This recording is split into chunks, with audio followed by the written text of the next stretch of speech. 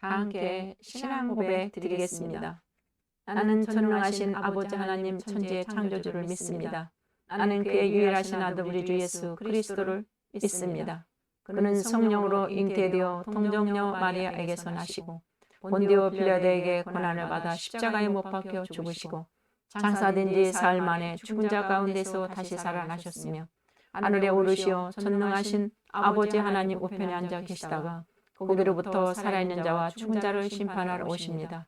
나는 성령을 믿으며 거룩한 공교회와 성도의 교제와 죄를 용서받는 것과 몸의 부활과 영생을 믿습니다. 아멘. 참으로 고맙고 감사하신 하나님, 이제 따스한 봄이 왔습니다. 그렇게 아버지 하나님 코비드-19 팬데믹으로 추운 겨울처럼 어려운 가운데 살았던 저희들, 하나님 은혜 가운데 지켜주시고 도와주시고 옥관계 훈련도 잘 감당하고 비록 피곤하지만 주님 전에 나와 예배 드리는 사랑하는 당신의 이 귀한 신명들을 기억하 축복하시옵소서. 특별히 우리 지휘관으로 세우신 우리 김현배 집사님 기억하여 주시고 영원유익이 강건하여 하시며 우리 육사단 공병대대 영원유익이 강건한 최정의 부대로 만들어갈 수 있도록 하나님 지혜와 명철 건강으로 축복하시옵소서. 특별히 우리 육사단 이 공병대대 한 배를 타고 가는 우리 신성교회 기억하시고 이 신성교회에 아버지의 수고하고 헌신하는 우리 품정들 헌신자들을 일일이 기억하시고 축복하여 주시옵소서. 우리 하나님 주님의 강하고 이로운 손으로 날마다 붙들어 주시고 인도해 주시고 오늘 또 하나님과 함께하는 자의 거룩한 팔자취를 통해서 하나님의 함께하는 그러한 삶을 사는 저희들 되게 하시고 결국은 안 믿는 자들에게 주님의 선한 영향력을 끼치며 그 많은 사람을 구원하는 자로 사용하여 주시옵소서. 예수 그리스도 이름으로 기도합니다. 아멘. 창세기 39장 2절에서 6절이 되겠습니다. 여호와께서 요셉과 함께 하심으로 그가 형통한 자가 되어 그의 주인 애굽 사람이 집에 있으니 그의 주인이 여호와께서 그와 함께 하심을 보며 또 여호와께서 그의 범사에 형통하게 하심을 보았더라. 요셉이 그의 주인에게 은혜를 입어 섬김에 그가 요셉을 가정 총무로 삼고 자기의 소유를 다 그의 손에 위탁하니 그가 요셉에게 자기의 집과 그 모든 소유를 주관하게 한 때부터 여호와께서 요셉을 위하여 그 애굽 사람의 집에 복을 내리심으로 여호와의 복이 그의 집과 밭에 있는 모든 소유에 미친지라. 주인이 그의 소유를 다 요셉의 손에 위탁하고 자기가 먹는 음식에는 간섭하지 아니하였더라. 요셉은 용모가 빼어나고 아름다웠더라. 아멘. 오늘 말씀 선포 제목은 하나님과 함께하는 자의 발자취가 되겠습니다. 요셉이 지금 주인공으로 나오고 있습니다. 지난주에는 야곱에 대해서 얘기를 했고 야곱의 이제 12아들과 그 디나가 세상 구경 나갔다가 세상 추장한테 성폭행을 당하고 그 예수 믿는 향기를 나타내야 될 야곱의 아들들이 12아들들이 악취를 내게 하는 그러한 살인을 저질러서 야곱의 마음을 심히 아프게 하고 하나님 앞에 영광을 돌리지 못하는 그런 안타까운 일들이 있었음을 알았습니다. 이제 우리는 오늘은 하나님과 함께한 자가 어떠한 발자취를 남겨서 예수 안 믿는 하나님 안 믿는 사람들에게 본이 되고 덕이 되어서 그들을 구원하고 감화감동시킬 수 있는지 오늘 알아보기로 합니다. 오늘 야곱은 아버지의 특별한 총애를 받고 자랐습니다. 특별히 총애를 한 것은 자기가 사랑하던 여인 라헬의 아들이기 때문이죠. 그런데 특별한 총애를 받으면서 거기다가 차주색 옷을 입혔다고 아주 최고급 지금으로 말하는 최고급 비싼 유명 메이커 옷만 사서 그 아들에게 입혔다. 다른 아들들하고 엄청나게 차별을 하면서 키웠다는 것을 우리가 볼 수가 있습니다. 그래서 자연히 형들이 이 요셉을 미워하게 되는 거예요. 왜 우리 아버지는 저 요셉만 좋아하지? 요셉만 사랑하지? 이렇게 된 거예요. 그런데다가 이제 요셉이 어느 날 꿈 이야기를 형들한테 하게 됩니다. 곡식 밭에 갔는데 네 단은 일어서고 이 11개의 단이 일어선 자기 단한테 절을 했다고 이 꿈 이야기를 합니다. 그리고 얼마 있다 또 꿈을 꿨는데 바로 해와 달과 11별이 자기한테 절을 했다. 이렇게 또 얘기를 합니다.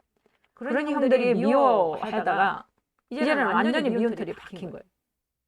그 교만장이 저 철없는 저것을 우리가 어떻게 알고 이제 손꼽아 기다리고 있었는데 어느 날 아버지가 심부름을 시켰습니다. 바로 형들이 거의 한 104km 정도 되는 서울에서 이 철원 정도 오는 그 거리 정도로 아주 멀리 목축업을 나간 형들이 궁금하니까 형들이 가서 양떼들 잘 기르고 있나 안부를 가져오라고 했습니다. 이 요셉이 형들이 이제 아버지 심부름으로 형들의 안부를 묻기 위해서 갔는데 형들은 이때가 저를 찬스라고 생각한 것이죠. 그 미워하던 동생이 왔으니까 저 꿈꾸는 자가 오는도다.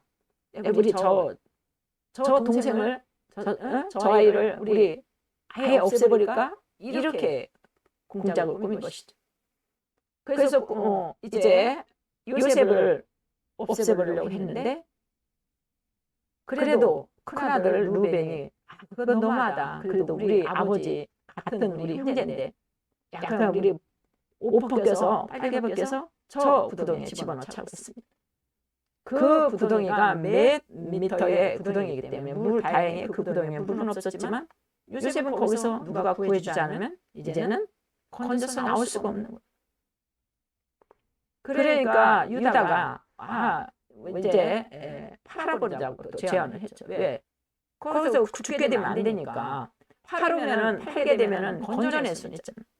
그때 마침 미디안 상인들이 지나가니까 은 20을 받고 이 요셉을 팔아버렸습니다. 은 20은 그 당시에 노예의 20대 청년의 아주 그 팔팔하고 일 잘할 수 있는 청년의 노예값이 20이었습니다.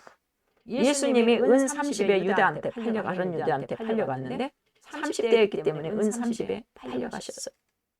요셉이 팔려간 곳은 보디발 애굽에 아주 잘 사는지 보디발 장군의 집으로 노예로 갔습니다. 팔려가서 노예는 재산의 일부분이기 때문에 인간 대접을 받을 수가 없다. 인격적인 대우를 받지 못하는 것이죠. 그곳에서 하나님을 섬기면서 얼마나 열심히 성실하게 일했던지 보디발 장군이 가정 총무를 삼았다. 모든 가정에 이 재산 같은 거 들고 나가는 모든 살림살이를 다 맡겠다는 것이죠. 이 요셉이 하는 일을 보니까 그 보디발 장군도 바로 이 사람이 하나님이 함께하는 사람이라는 것을 알고 맡긴 것입니다. 그래서 거기서 이제 좀 안정된 생활을 하려고 했는데 어떻게 됐습니까? 안정된 생활을 하려고 했는데 엄청난 또 시련이 왔습니다. 이제는 유혹의 시련이 온 거죠. 이제 자기 목숨이 왔다 갔다 하는 시련이 아니고 이번에는 유혹의 시련.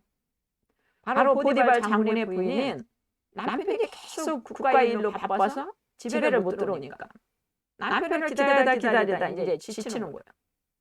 그래서 주위를 다 둘러보니 마땅한 사람이 없고 아주 성실하고 일 잘하고 정말 미남인 요셉이 눈에 뜨는 것이죠. 요셉을 알마다 같이 동침하자고 이제 꼬드기는 거예요. 계속 유혹을 하지만 요셉은 뭐라고 거절을 합니까? 우리 장군이 모든 소유를 나한테 다 맡겼지만은 맡기지 않은 것은 당신뿐이다. 왜냐하면 당신은 그 주인 장군의 부인이기 때문이다.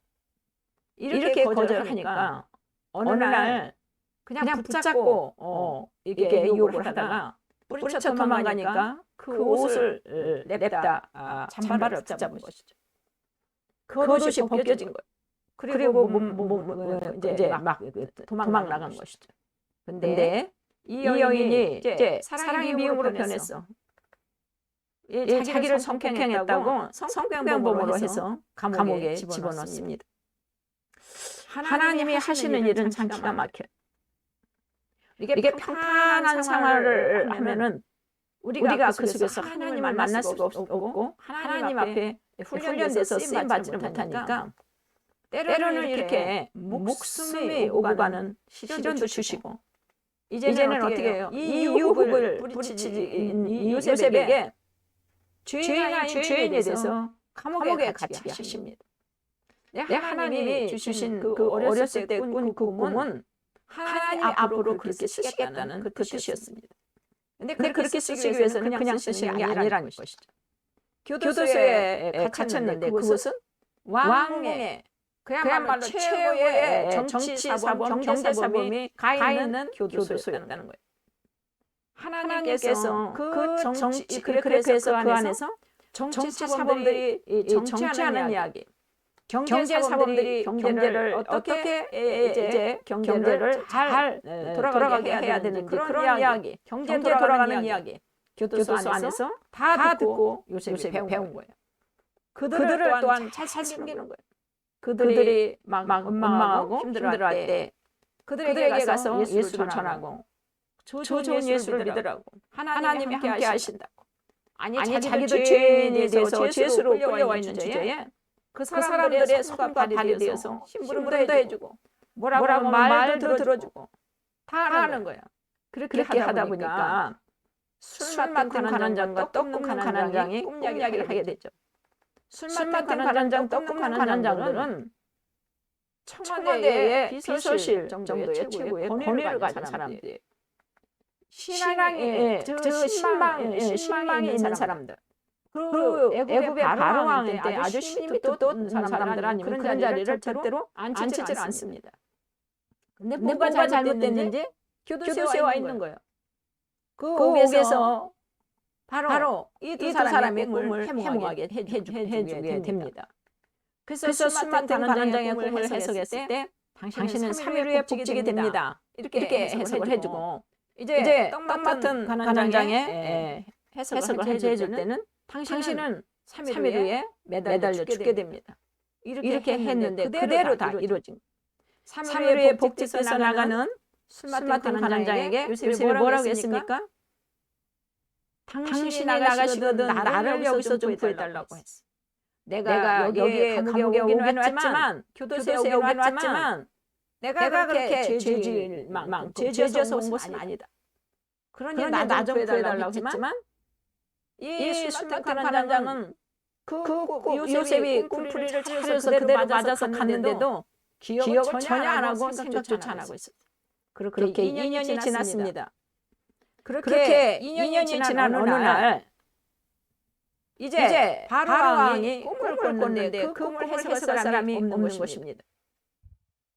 모든 점장이 박수들, 보살들 다 불러서 꿈을 해석하라고 하지만 이 왕의 꿈을 잘못 해석했다가 큰일 나니까 나서지를 못하는 그때서야 이 술 맡은 관원장이 요셉을 생각을 했더라. 그때서야 요셉을 불러서 이 히브리 청년, 이 노예로 팔려온 이 청년이 꿈 해몽을 참 잘합니다. 천거를 한 것입니다. 그래서 감옥에서 나와서 바로왕한테 그 꿈 이야기에 대한 해석을 잘 해줬습니다. 7년 풍년이 들고 7년 풍년이 드는 꿈이에요. 근데 여기에 7년 풍년에 잘 대처해서 7년 풍년을 잘 견디라고 이 꿈을 해석을 해줬을 때에 너무나 고뇌하고 범밀하던 이 애굽의 왕이 그 자리에서 이 요셉을 총무로 삼습니다. 총리로. 그 큰 나라에는 총리가 하나가 아니고 3명, 4명 정도 됐지만 수석 총리를 삼으신 것입니다. 이렇게 해서 애굽의 모든 살림살이를 바로 요셉이 하게 되는 것이죠. 7년 풍년이 들어서 엄청나게 수확이 많이 나왔을 때에 그 곡식 저장 창고로 온도를 잘 맞춰서 그 저장을 할 수 있는 창고를 해진 거예요. 그래서 썩지 않게 잘 곡식을 보관하고 그 다음에 7년 흉년이 들어서 이제 나중에 이제 백성들이 먹고 살 길이 없을 때에 그 그들에게 이제 양식을 창고로 들어가지고 양식을 나눠주는데 기가 막혀요. 처음에는 돈을 가지고 와서 양식을 사잖아요. 백성들한테 돈을 받고 양식을 팔고 그 다음에 돈 떨어지니까 너네들 가축대 가지고 와. 그래서 가축대를 받고 또 양식을 팔고 가축대도 없어요. 이제 뭐 먹고 삽니까? 그리고 요셉 앞에 왔을 때에 너네 가진 땅 있잖아. 그 땅을 팔아가지고 또 자기네 곡식을 다 이렇게 팔아버려. 이렇게 해서 온 나라의 땅을 다 사가지고 이집트 왕 애굽왕한테 바친 거예요. 얼마나 이 애굽왕이 들어가겠습니까? 요셉이 가는 곳마다 애굽 사람의 집에 복을 내리심으로 여호와의 복이 그의 집과 밭에 있는 모든 소유에 미친지라. 비록 노예로 팔려가고 죄수로 가 있는 곳이지만 예수 안 믿는 세상 속에서 살아갈 때도 예수 믿는 이 요셉 같은 한 사람 때문에 그 온 보디발 장군 집 같은 온 집안이 다 복을 받고 애굽처럼 온 나라가 다 복을 받는 놀라운 역사가 일어나게 됩니다. 우리가 요셉처럼 살아가면 하나님께서 지혜와 계시의 영을 보여주셔서 은밀한 것을 열어 보이는 자로 살아가게 하십니다. 그래서 애굽왕이 4분의 반하야 너는 이렇게 애굽식 이름을 지어주었잖아요. 그것은 은밀한 것을 열어 보이는 자라는 뜻이에요. 아무도 몰라. 오직 요셉만 알아. 누가? 하나님께서 은밀한 것을 열어 보여주시는 자는 요셉 하나뿐이니까. 그래서 그러한 이름도 바꿔서 4분의 반하야라고까지 애굽왕이 지어줍니다. 하나님의 복을 몰고 다니는 사람을 만난다는 것은 최고의 축복입니다. 우리가 그런 요셉 같은 사람이 되어지기를 원합니다. 그리스도인으로 한평생 살아가면서 주변 사람들에게 요셉처럼 우리가 가는 곳마다 우리 가정의 복을 받고 내가 속한 부대가 복을 받고 내가 속한 나라가 복을 받게 해야 되는 것이죠.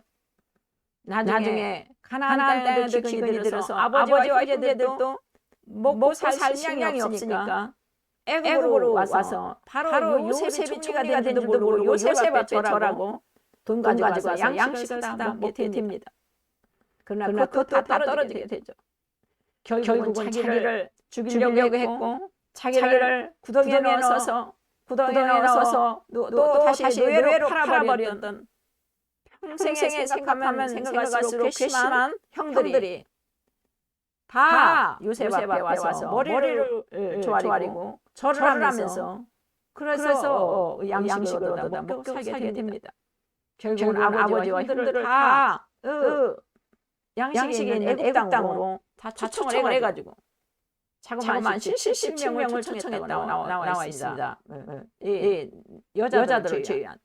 그러니까 이 형제들, 남자들 77명을 초청을 해서 다 분양을 하고 아버지도 편하게 모시고 고센 땅이라는 힘든 목초지에다가 양들을 기르면서 그렇게 편하게 형제들이 살게 했습니다.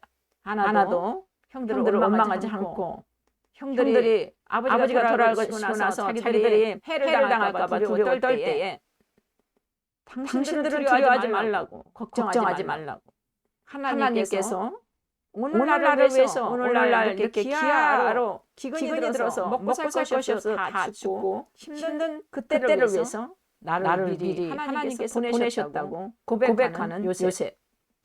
바로 여러분이 하나님과 함께하는 자로서 이 요셉처럼 거룩한 발자취를 남겨서 세상 예수 안 믿는 사람들이 요셉을 보고 하나님이 함께하심을 보았다고 할 정도로 저희들도 요셉과 같이 그런 형통한 삶을 살 수 있기를 주님의 이름으로 축원합니다. 기도합니다. 사랑이 많으신 하나님 아버지의 총에 받던 요셉이 타인의 노예로 팔려가면서 절망할 수 있었겠지만 그 속에서도 하나님이 함께 하시는 하나님의 요셉이 하나님이 지혜를 주셔서 꿈을 잘 해석하게 하시고 이렇게 보디발 장군의 집에서도 가정에서도 총무로서 일을 맡아 그 집에 복을 내리게 하시고, 또 애굽의 총무로서 그 모든 일을 할 때도 애굽의 복을 내리게 하시고, 이렇게 하나님께서는 하나님의 택한 요셉을 통해서 온 믿는 자와 안 믿는 자들을 다 구원하게 하셨습니다. 요셉이 가는 가정마다, 가는 국가마다 복을 받았듯이 우리 사랑하는 신성교 형제들이, 예수 믿는 우리들이 있는 그 가정마다 복을 받게 하시고, 소속해 있는 부대마다 복을 받게 하시고, 이후에 전역회에 나가서도 직장, 학교, 소속해 있는 이들이 학교와 직장에 다 복을 받는 자가 되게 하여 주시옵소서. 우리 주 예수 그리스도 이름으로 기도합니다. 아멘. 광고하겠습니다. 교회에 처음 나오신 새 가족을 환영하고 축복합니다. 사순절 기간입니다. 예수님이 우리를 위해 고난당하시고 죽으시고 부활하시기까지 주일을 제외한 40일 동안입니다. 경건한 생활 힘써 주시기 바라겠습니다. 코로나19 비대면 상황에서도 기도회와 예배를 위해서 헌신하는 우리 군정도 헌신자들께 깊은 감사를 드립니다. 하나님께서 여러분들을 위해서 귀한 상금으로 다 예배해 놓으심을 믿습니다. 감사드립니다. 다 함께 축도하심으로 예배를 마치겠습니다. 이제는 우리 주 예수 그리스도의 은혜와 하나님 아버지의 지극하신 사랑과 성령님의 감화, 감동, 교통 역사하심이 오늘 이 자리에 와서 예배를 드리고 돌아가는 사랑하는 우리 신성교회 형제들, 저들 개인과 가정과 부대 위에 영원토록 함께할지어다. 아멘.